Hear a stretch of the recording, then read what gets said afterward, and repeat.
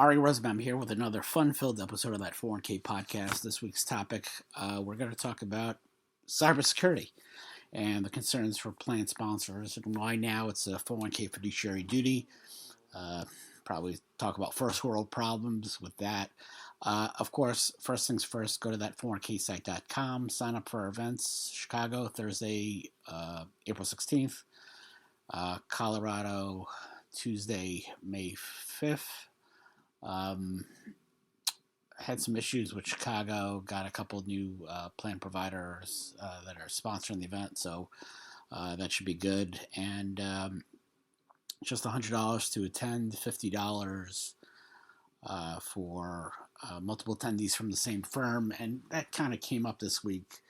Why do I have to charge an attendance fee? There were some plan providers that were put off by that. And the reason I charge an attendance fee is because it kind of ensures, it's kind of like bail. Bail is to ensure that a defendant will show up for trial. When you charge somebody an attendance fee, it kind of ensures their appearance. And years ago, I would do these events at these local Italian restaurants in the area. It was free for advisors to attend. $75 was like the sign out was the limit for sign-ins, and they would hit maximum capacity, and then when the day of the event, 30 advisors would show up. And it's the same thing with the 401k National virtual conference. I'd have like 100 something attendees sign up, and 40 to 50 would actually show up in the Zoom room. But those events are great. $50 for multiple attendees from the same firm, $100 a head. Hopefully we'll get to Washington this year. And go to Amazon.com. The latest books are on Kindle and paperback. That means that 401k Plan Provider Handbook, as well as Full Circle. So let's get to the topic at hand. You talk to people over the last few weeks, and I started in this business on September 8th, 1998. I remember the day that I started working at a law firm that was affiliated with what was then Mobius Tech and became CBiz Retirement Services, Inc. And I started out, it was odd. For like the first 3 weeks, I had to be in New York City because the New York City office was consolidating with the Jericho office and these new offices in Syosset. And just was interesting that everything in those days was done by paper and telephone.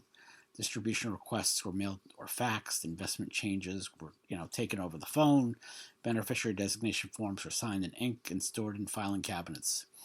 If somebody wanted to steal retirement plan money, they needed forged signatures, physical access to documents, and a willingness to commit old-fashioned mail fraud. It was cumbersome, risky, and not easily scalable. I remember those requests. The hardship requests were on paper. I remember getting a hardship request from somebody in jail, and their request did not meet the definition of hardship. Being in jail is not part of the, safe harbors to get a 401k distribution for hardship.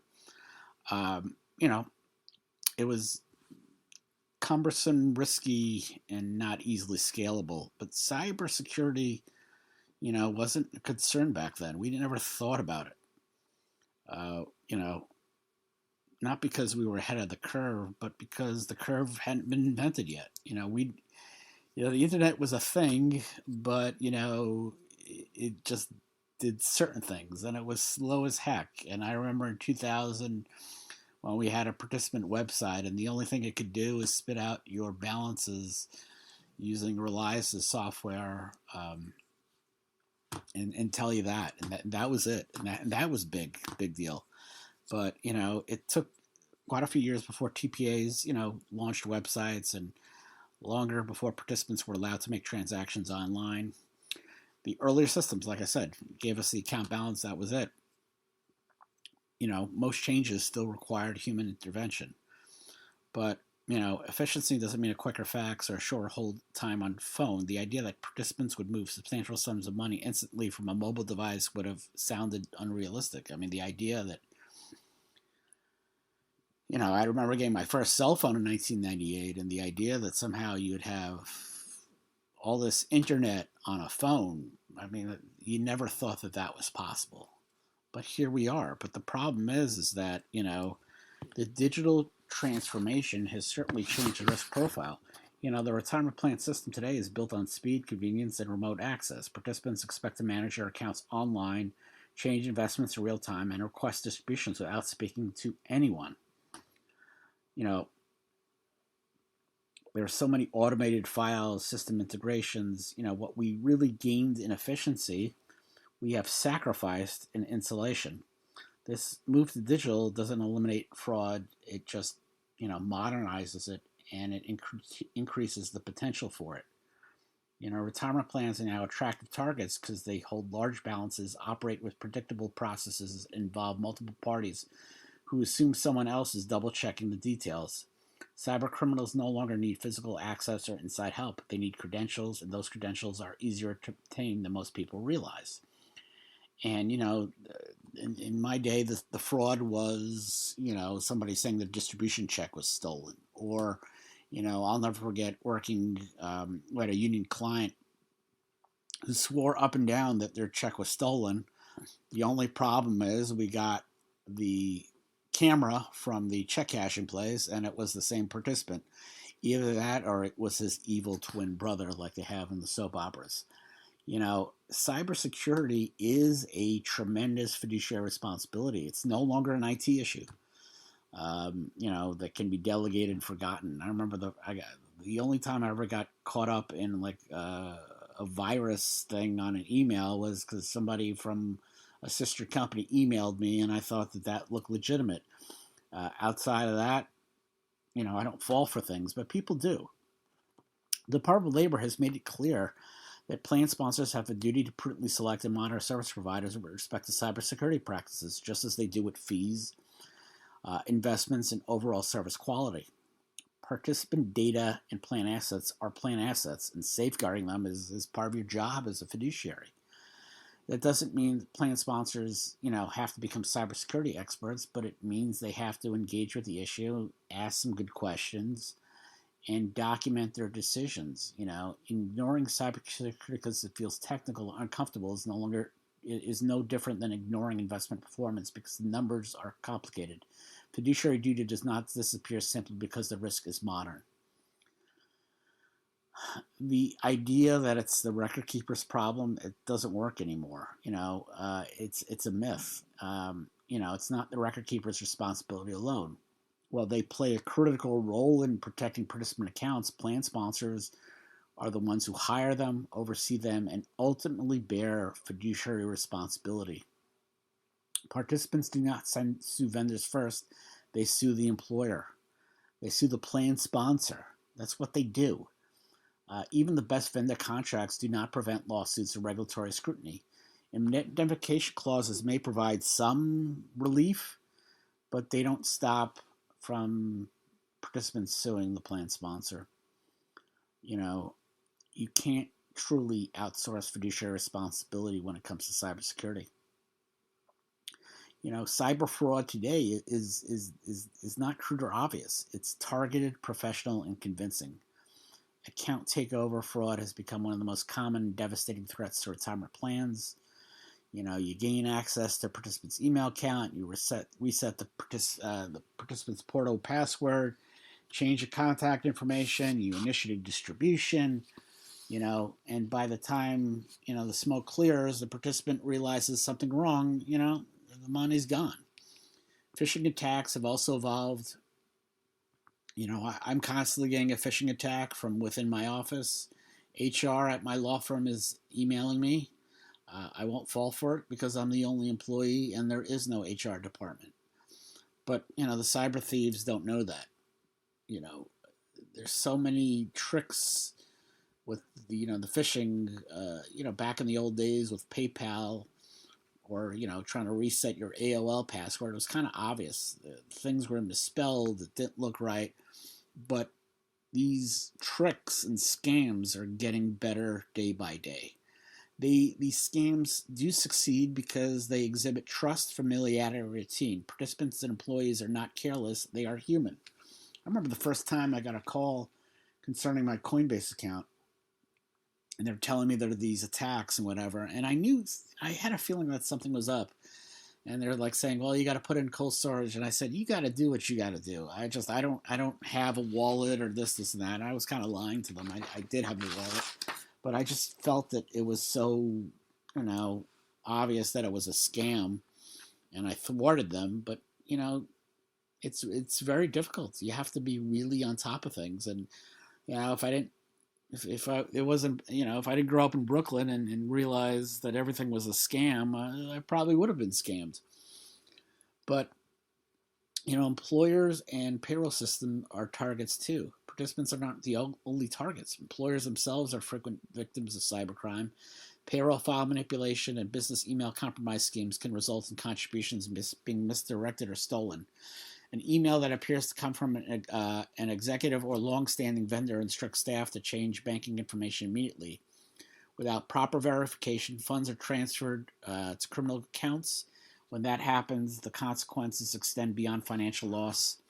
Missing contributions can trigger prohibited transactions, corrective contributions, and regulatory exposure.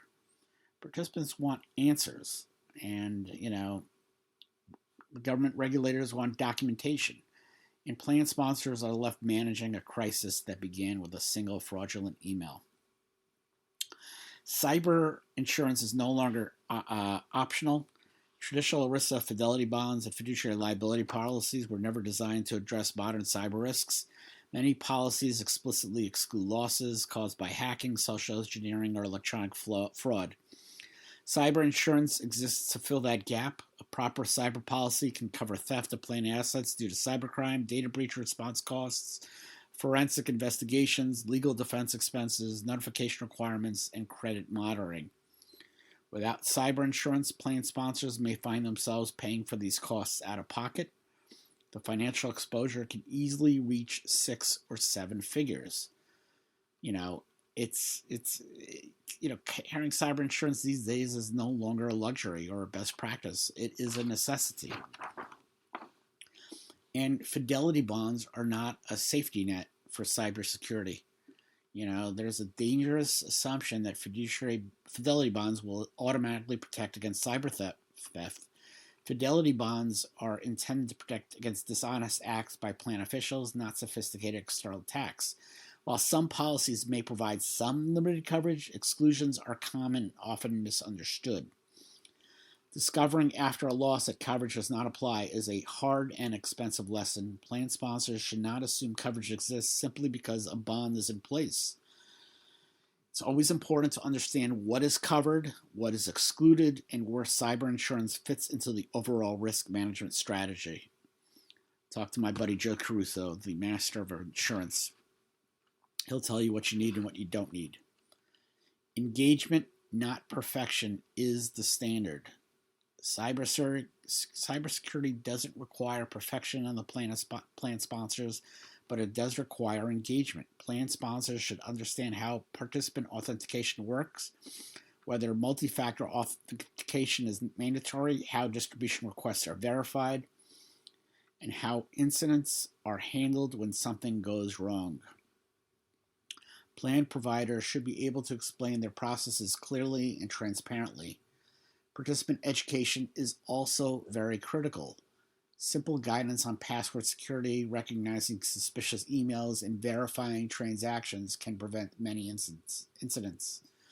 Don't put your password as 12345. That kind of stuff. Education is very inexpensive, effective, and demonstrates fiduciary prudence. Internal staff training is equally important, particularly for HR and payroll personnel who are frequent targets of fraud.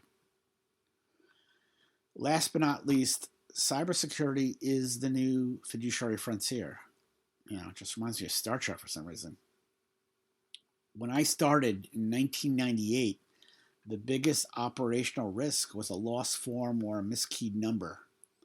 Today, a single compromised login can, drain a lifetime of savings in minutes. The tools have changed, but the responsibility has not. Cybersecurity is simply the next evolution of fiduciary oversight, no different in principle than monitoring fees or investments. Plan sponsors do not need to panic, but they certainly need to act.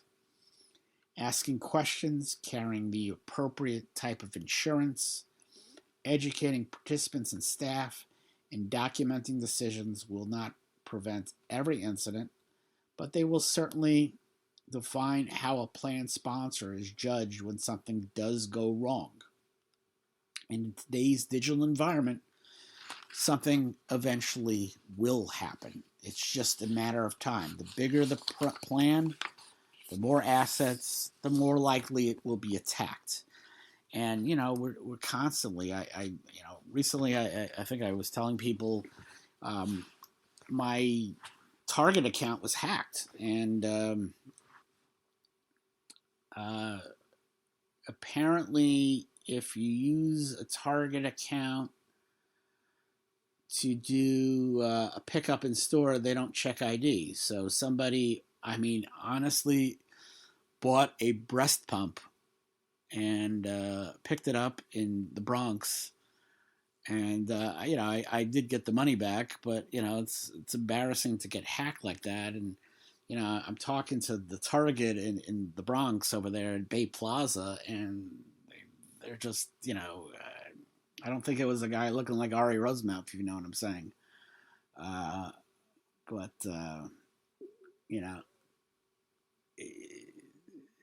they got. I don't know what happened with the case. It's a $200 breast pump, I think. But when it comes to participant accounts, you're looking at a lot more money. And like I said, these criminals are very, very sophisticated. The dark web,